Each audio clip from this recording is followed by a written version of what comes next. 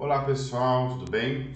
É o Pedro aqui. A gente vai fazer nessa semana um pouquinho diferente nessa última semana de aula. É comum, né, a gente pegar a última semana para fazer revisões, para falar um pouquinho como vai ser a prova, tá? Na aula de Direito Civil nós teremos feriado na quarta-feira. Se não me engano, acho que é a proclamação da República, tá? Contudo, da mesma forma, eu vou fazer a revisão com vocês e para isso estou gravando essa aula. Vai ser uma aula, obviamente, mais curta, né? Mas a gente vai fazer essa revisão das questões importantes que nós falamos durante o semestre. É óbvio que algumas coisas não é que não tem importância, elas têm uma tendência menor de cair nas provas, nos concursos. Mas isso não quer dizer que ela tem uma menor importância, quer dizer que ela cai um pouco menos, tá? Só isso.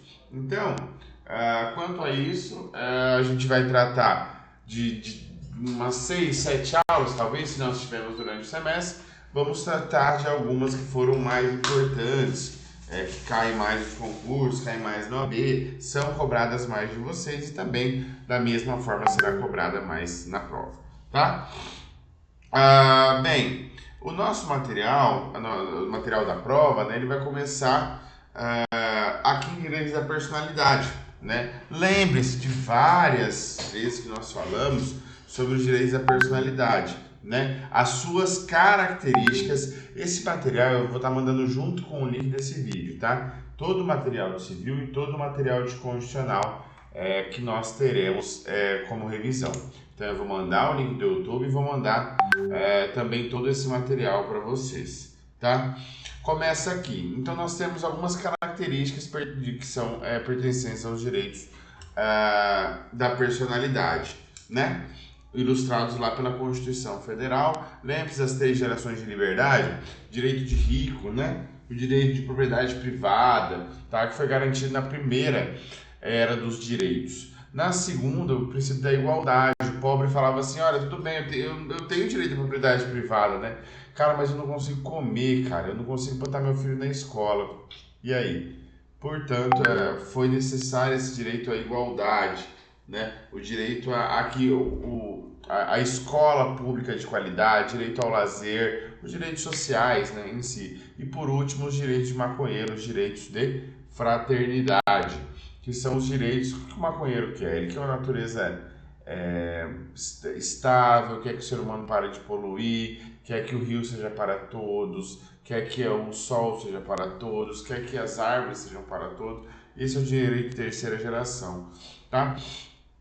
Uma classificação dada por Karel Vazek, e ficou famosaço, sempre cobra essa classificação, tá? E vocês vão ver desde aqui até o fim da faculdade. Falamos algumas características, né, dos direitos da personalidade. Falamos também da questão do testemunho de Jeová, algumas questões que a pessoa não pode ser constrangida, né? O tratamento médico, a questão do nome, tá? Falamos bastante do pseudônimo, que é o apelido, tá? O caso de Chitãozinho Chororó, por exemplo, e esse foi o início da P2, tá? Falamos também de bens, tá? Uma série de classificação de bens. Como assim, professor? Bens tem uma classificação bem grande, digamos assim, né? Nós temos móveis, imóveis, bens fungíveis e infungíveis, que cai muito essa classificação. Essa classificação vocês vão ter que saber, tá? Tanto para nossa prova quanto para todos os concursos da vida que vão cobrar de vocês, tá? Divisíveis e indivisíveis, principais e acessórios, tá?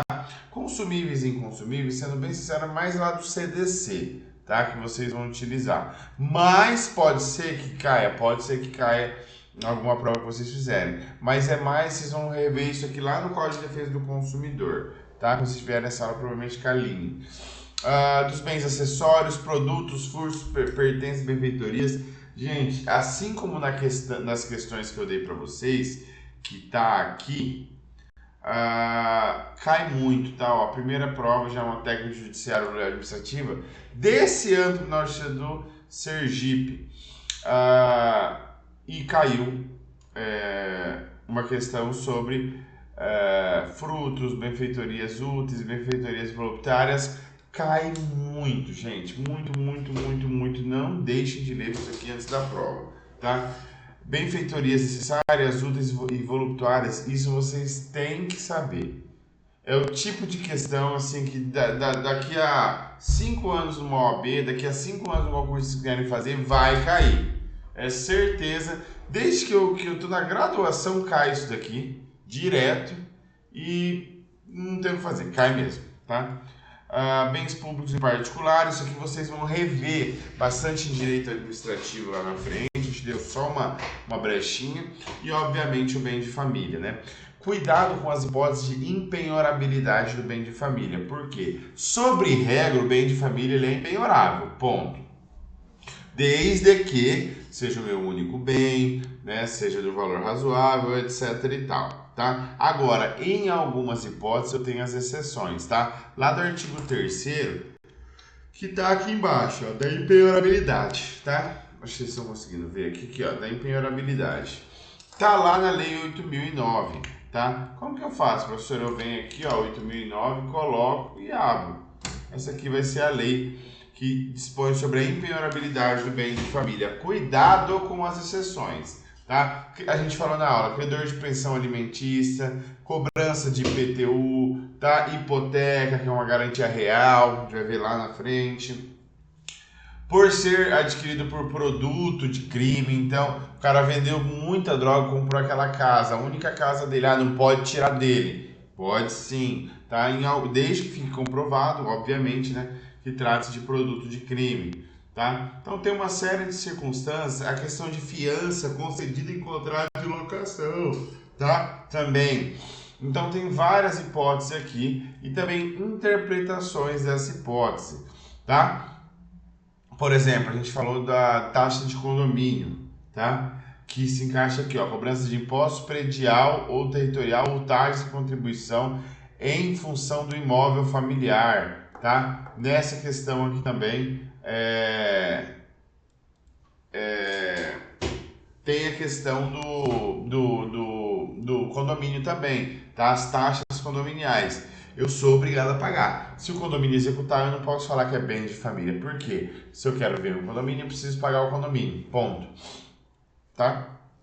Se eu não pagar, o meu imóvel responderá, mesmo que seja o meu único imóvel no meu nome. Tá bom? Basicamente era isso sobre essa aula. Eu acho que a gente vai passando por cima. No dia a gente explica bonitinho e fala, etc. Hoje a gente acaba passando um pouquinho mais rápido, né? Pelas matérias, só para vocês verem o que é mais importante ou não é. Acabamos de pular a aula assim que eu vi aqui, mas a gente falou sobre as pessoas jurídicas também, tá? Cuidado que nós temos as teorias aqui da pessoa jurídica, não é tão relevante assim, tá? Mas seus requisitos são. Cuidado, tá? Dá uma olhada nos requisitos sim e também nos entes despersonalizados, que foi uma questão que eu coloquei para vocês aqui, tá? Aqui, ó, o que são entes despersonalizados? A resposta estava aqui, que foi no dia que a gente falou sobre os entes despersonalizados. Tá? Algumas hipóteses de pessoas jurídicas não se encaixam em associação, fundação, nada.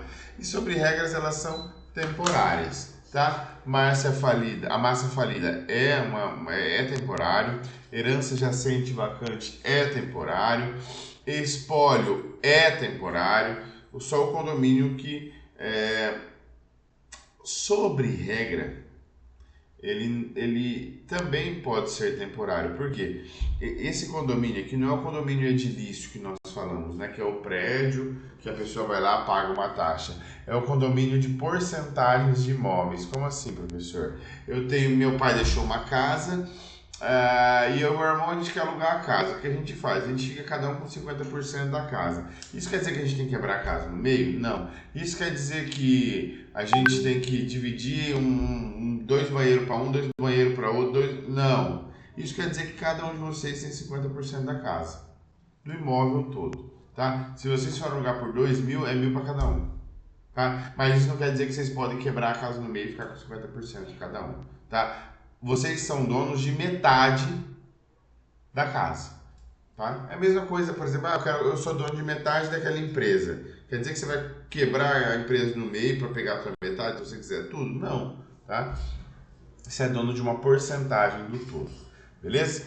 Em regra também tem a tendência, né, de ser temporário. Então os grupos despersonalizados, eles acabam se encaixando, não se encaixando em outros, e aí o Código Civil, o Código de Processo Civil criou esse nome específico, essa classificação específica para englobar esses entes personalizados, tá? Pessoas jurídicas, associações, fundações, tem que saber a diferença entre uma e outra, tá? Cai muito, principalmente associação. Por quê? Porque é muito comum, né? Vocês sabem, tem muitos alunos que são de fora que utilizam, por exemplo, o transporte de ônibus. Muitas das cidades aqui em volta de Dourados utilizam o transporte de ônibus através das associações dos estudantes, tá? Cai muito associação, tem que estudar. Fundação cai muito para quem quer prova do MP, tá? Por quê? Porque o MP ele tem muita cobrança em cima das fundações, beleza? Ele faz uma cobrança. Por quê, né, pessoal? Porque nas fundações eu tenho um acervo de bens que recebem personalidade jurídica. Nós temos a Fundação Ayrton Senna, por exemplo. Quando Ayrton Senna morreu, ele criou a Fundação Ayrton Senna, que é uma fundação que cuida de questão de criança, né? Tem o rol aqui taxativo das hipóteses que pode-se utilizar a fundação, tá? Mas sobre regra é a questão de assistência social, saúde, tá? Educação, tem muito, tá? E por conta de ser um acervo de bens, ou seja, o Ayrton Senna vai lá e deixa 10, 20, 50, 100 milhões de dólares ou reais, por exemplo, para que aqueles bens possam ser geridos com um fim de assistência social, com um fim, enfim, está linkado lá no artigo 62 do Código Civil. Como assim, professor? Eu vou lá, deixo 100 milhões para alguém pegar esse dinheiro, comprar 1, 2, 3 terrenos, construir uma sede, construir uma escola, por exemplo. Pegar esse dinheiro, pegar as doações, fazer leilão para que esse dinheiro seja revertido, pagar professores para poder estudar, para poder dar aula de reforço para as crianças carentes. Enfim, eu pego esse dinheiro e vou gerir esse dinheiro, tá? Então, para não haver alguém que entre na fundação e tome todo esse dinheiro, existe um interesse público na fundação. E o Ministério Público exerce as suas atribuições de fiscalização. Outra coisa extremamente importante é a desconsideração da personalidade jurídica, tá? Isso vocês vão ver durante toda a faculdade. Por quê? É recente, tá, pessoal? Iniciou na década de logo depois de 2000, ali iniciou-se essa ideia de desconsideração da personalidade jurídica, levantamento do véu da noiva, tá?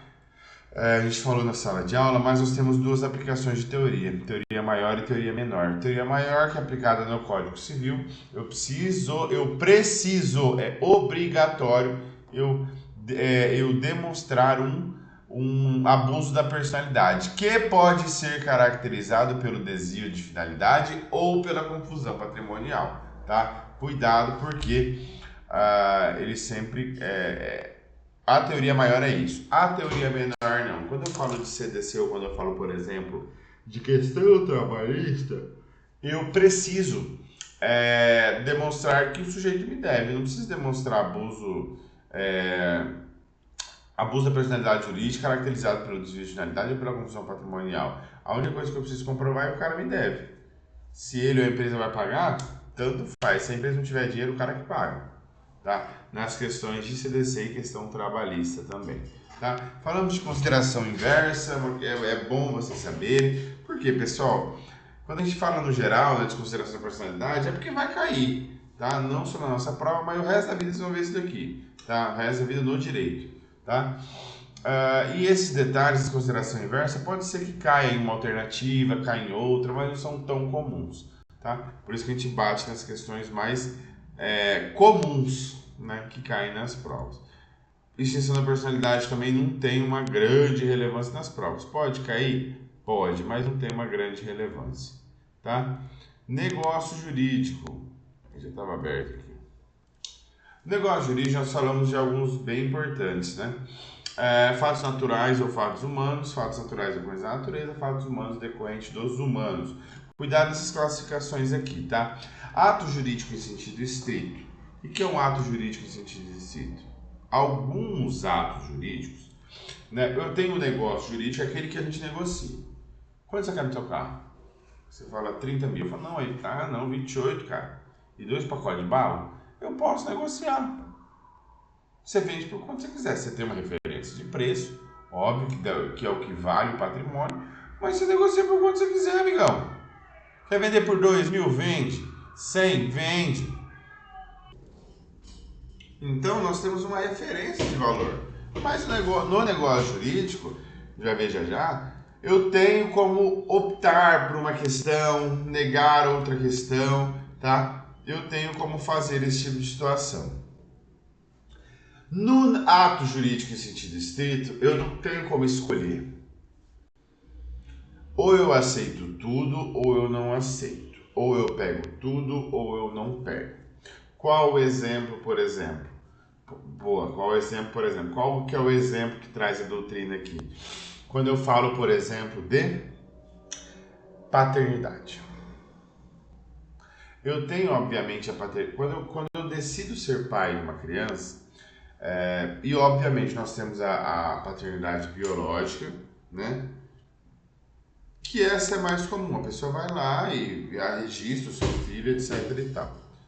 Falo paternidade porque é mais comum, tá, gente? Eu vou lá e reconheço meu filho sem problema nenhum. Agora, e se eu sou padrasto daquela criança, mas eu quero reconhecer a paternidade sobre ela. Eu sei que eu não sou pai dela, biologicamente, mas eu quero reconhecer, cara, eu gosto da criança, cuido dela desde criança, desde bebê, sabe, eu cuido dela, etc e tal. O pai não dá atenção, ela me chama de pai e eu quero ser pai dessa criança.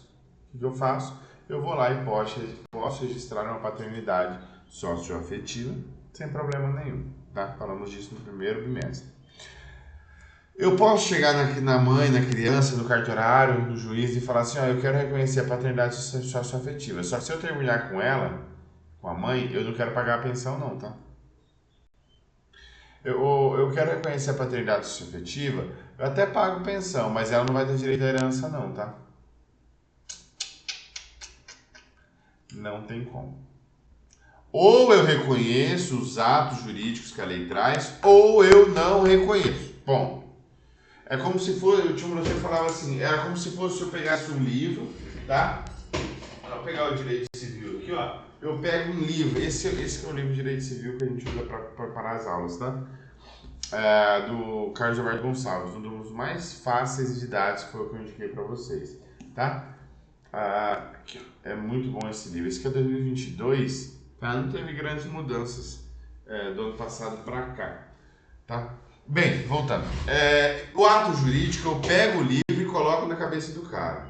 Puf, eu bato na cabeça dele. Ele aceita o livro todo. Ele aceita a paternidade. Ah, você aceita a paternidade? Então tá bom. Só que vai ter que comprar o livro todo. Qual que é o livro todo, professor? Pensão alimentícia. Aí ele abre outra página. Direito à herança. Aí ele abre outra página. Direito ao sobrenome, por exemplo, e vai abrindo. E todos os atos estão no livro. Mas ele tem que aceitar o livro todo. Quando eu falo do negócio jurídico, não. Eu pego o mesmo livro, só que eu posso abrir ele. Nossa, essa página eu não quero, e eu raso. Nossa, essa cláusula do contrato eu não quero. Nossa, isso aqui eu não quero no meu contrato. E eu vou tirando e colocando sem problema. Beleza? Então, quando nós falamos de negócio jurídico, existe a possibilidade de negociação. O ato jurídico em sentido estrito, não. Falamos do ato fato jurídico também, que é uma criação da doutrina, tá? Para a questão que, embora não tenha, né, uma legalidade, essa circunstância, essa situação, Foi criado, né, uma classificação da doutrina para a regulamentação da criança que compra um sorvete, etc. e tal. Cuidado, plano de existência, validade e eficácia, tá?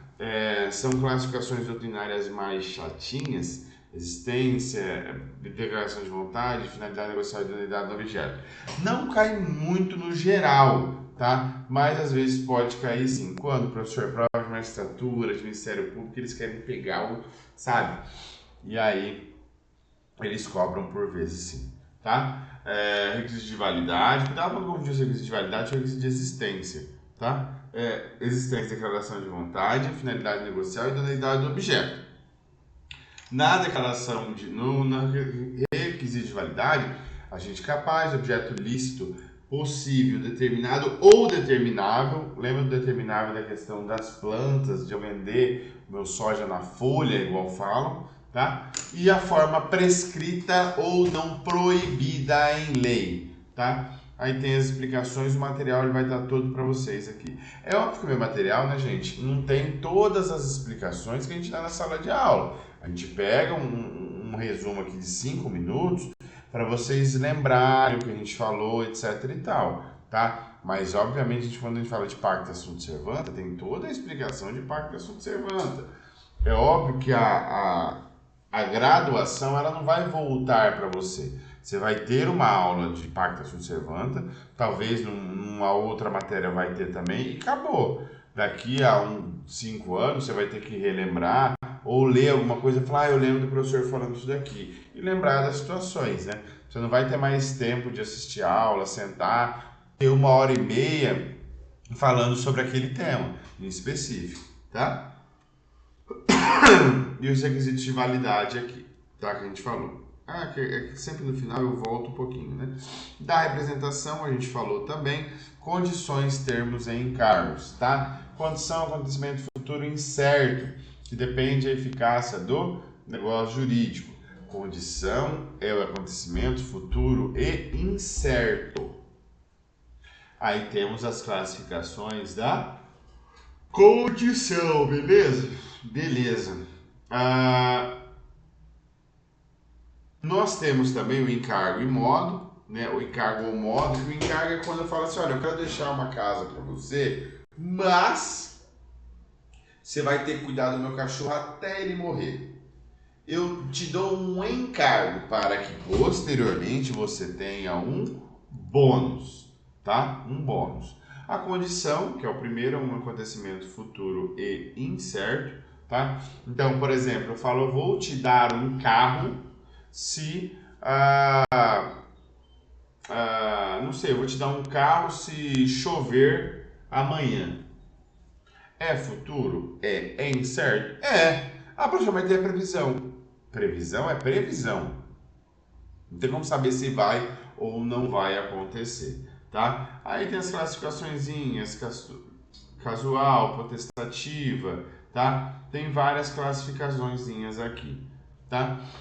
O termo, ele é futuro e certo. Eu vou alugar a casa no dia 15 de janeiro. Eu morra ou não, o dia 15 de janeiro vai chegar, tá? Vai chegar de uma forma ou outra. Cuidado aqui, pessoal. Se eu se eu falar alguma cláusula impossível de ser realizada, tá? Fisicamente, por exemplo, é considerada nula aquela cláusula, tá? Por exemplo, se eu falar para você assim, nossa, eu te dou R$1 milhão, ou te dou o meu carro, ou te dou alguma coisa se você correr 100 metros em 1 segundo. A pena. Nós sabemos que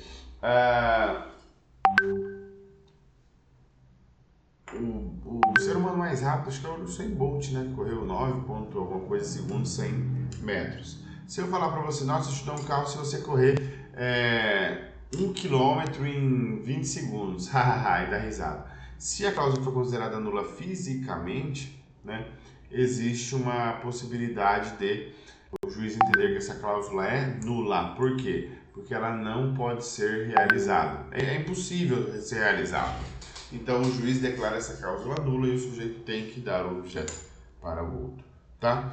Outra classificação, dolo, coação, estado de perigo, isso cai muito, tá, pessoal? Porque são questões que caem É sempre, tá? Uma classificação que sempre cai, que são os defeitos do negócio jurídico, tá? Nos defeitos do negócio jurídico, dolo, coação, estado de perigo, lesão e fraude contra credores, cai muito, tá? Sempre lembre, dolo, no erro, eu erro.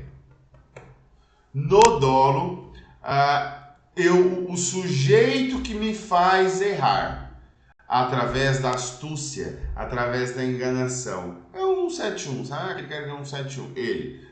No eu erro. Eu entendo que o relógio era de ouro, mas qualquer um falava assim, não, mas esse relógio é banhado a ouro, cara. Mas na minha cabeça eu tô falando, nossa, esse relógio é de ouro, tá? Então eu erro, ninguém me leva a errar, eu me engano. Eu tenho o cara falou, eu tô vendendo terreno na Marcelino Pires. Você sabe que eu sou de Fátima, né? Aí o cara fala assim, então eu tô vendendo terreno na Marcelino Pires. Aí o cara fala, puta, mas quanto tá? Ele fala 50 mil. Ele fala, nossa, 50 mil na Marcelino Pires em Dourados? Aí o cara fala de novo, mas você sabe que eu sou de Fátima, né? Aí eu falo, sei, mas na Marcelino Pires em Dourados, eu que tô me enganando. Eu que tô achando que o cara tá vendendo terreno de 50 mil na Marcelino Pires. Só que o cara me falou 3 vezes que ele era de Fátima do Sul. O terreno é lá em Fátima, mas eu erro. No dolo, o sujeito que acaba por tentar me enganar. Na coação, existe uma coação, uma ameaça, tá? Psicológica contra mim. Que é o exemplo do corintiano que nós falamos. O corintiano chega em você, falando, e aí, mano, você não quer me vender esse carro não, velho? Te pago R$ 2. Aí você fala, não quero não, cara. Você fala, certeza que não quer, mano? Senão nós vai descer aqui e o negócio vai ficar feio. Que pra eu matar um outro aqui é rapidão. Você não quer me vender mesmo por R$ 2? Aí você fala, eita, mano, vendo sim. Tá? Através de uma coação eu realizo um negócio jurídico. Tá? Uma violência psicológica. Se for violência física, tá? Em questão de irresistível, por exemplo, eu pego o dedo do analfabeto e enfio num contrato. Nessa questão a gente falou, né, antes que é uma questão de inexistência do negócio jurídico. Estado de perigo. Eu vendo um carro, uma casa para salvar alguém de uma cirurgia, para salvar alguém de uma morte iminente. Eu estou quase caindo no penhasco, pendurado por uma mão lá, e aí você aparece para me puxar. E você fala, professor, eu só te puxo se você me der R$ 50 mil. Professor, eu só te puxo se você me vender a sua casa por 50. É óbvio que, em virtude desse estado de cidade, o negócio vai ser anulável também. O juiz pode entrar, o juiz pode depois anular o negócio jurídico. A lesão, a chave é a inexperiência, tá? O sujeito é muito jovem, vai comprar um carro, o garagista fala, cara, esse cara não entende nada de carro. E empurra um carro que vale 20 mil por 40. O carro que está com o motor fundido, tudo arrebentado. Nessa circunstância de inexperiência, pode-se também anular o negócio jurídico. E a fraude contra credores, quando eu estou, o sujeito ele me deve, ele inicia a dilapidação dos seus bens, começa a vender para um, para outro, etc. Tá? Simulação, cuidado que a simulação ela é um pouquinho diferente. A simulação é nula, tá? Em virtude de fugir do meu divórcio, eu vou lá e faço um negócio jurídico com um amigo, algo do tipo, que não existe esse negócio jurídico. Eu não estou vendendo meu carro, não estou vendendo a minha casa. Eu estou simulando uma venda para prejudicar alguém e me beneficiar. Tá bom? Falamos de prescrição e decadência também. Tem uma importância grande, mas prescrição e decadência vocês vão ver várias vezes durante o ano. Tá? Então eu não vou falar hoje sobre isso. Tá? Nossa aula durou, revisãozinha durou uns 30 minutos, tá? Deem uma olhada nas questões também, que são as questões teoria das considerações de personalidade jurídica, nós falamos ali, entes despersonalizados, nós falamos também, frutos, benfeitorias úteis sempre cai também, só a questão do 62, letra de lei, pessoal. Então tem que dar uma lidinha lá no 62, tá? Do Código Civil. Letras de lei, isso daqui, ó, prova desse ano, de cartorário, tá? O domicílio também, que a gente falou bem no iniciozinho, isso aqui foi mais na P1, a gente falou também, tá? Aqui, ó, do estado de perigo. Necessidade de salvar essa pessoa e familiar de grave dano conhecido pela outra parte, tá? Então, se eu tenho um estado conhecido pela outra parte, tá? Ele denomina estado de perigo, tá? Esqueleto de lei também, tá? Dos bens, a gente falou, bem de uso comum, o que é? Bem de uso comum, ruas, praças, qualquer um pode entrar, pode andar, pode fazer o que quiser ali. Bem de uso comum, qualquer um entra, qualquer um sai.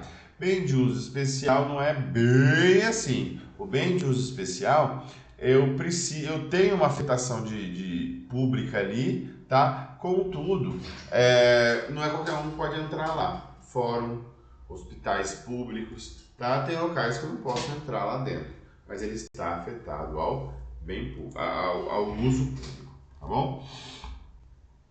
Aqui a desconsideração da personalidade jurídica, tá?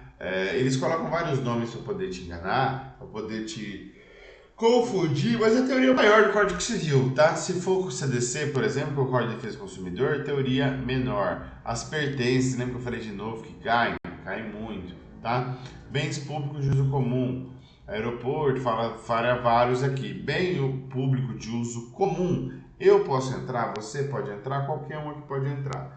Tá? Aeroporto, eu posso entrar em qualquer lugar? Não, tem áreas de embarque que eu só entro se eu tiver passagem, tá? Tem locais que eu não posso chegar entrando lá e acabou. Terrenos baldios. Escolas públicas, eu vou chegar em qualquer lugar na escola pública entrando? Vou chegar na sala diretora e picar o pé na porta lá? Não pode, tá?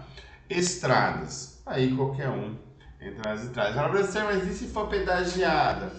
Entende-se que mesmo com pedágio, trata-se de um bem de uso comum. Qualquer um pode ir lá e utilizar, tá?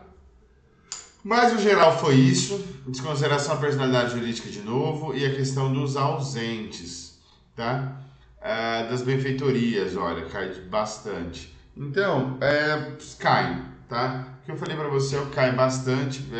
E o que cai nos concursos? Eu coloco sempre concursos em geral, professor de direito, residência jurídica, juiz do Espírito Santo, fiscal municipal de São Paulo, juiz do Rio de Janeiro, cartorário de Alagoas, tá?